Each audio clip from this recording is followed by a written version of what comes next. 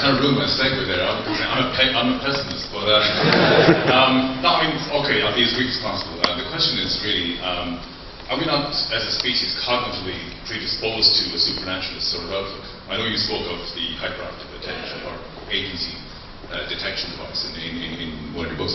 That being the case, naturalism as a kind of a philosophical worldview is always going to be in a minority, and religion will always will be the expression of that cognitive predisposition to believing in the supernatural.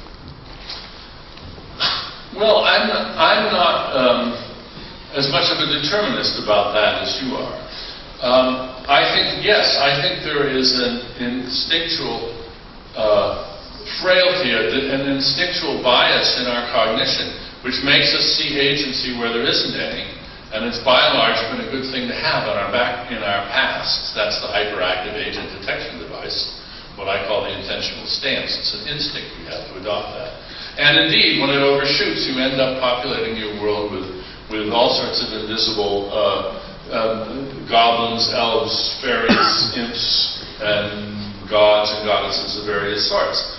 That fecund generator of fictional agents is not going to go away. It's simply built right into, it's a sort of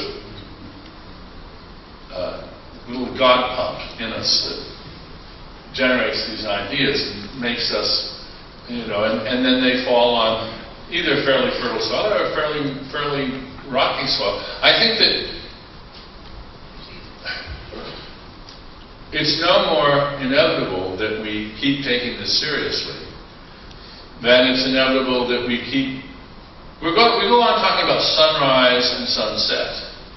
Gee, the sun sure seems to rise, it sure seems to set. But we know now that it's due to the rotation of the Earth, and we can simply set aside the sort of illusory idea, which is all too natural. And I think the same thing is true. I think, again, human culture, human learning, human culture can come in and derail and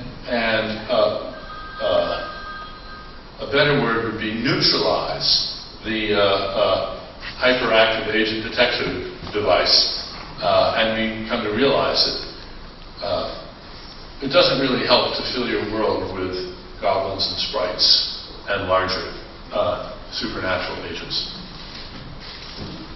Diana, you okay with two more questions? Two more, We're getting near the end. That's a good one.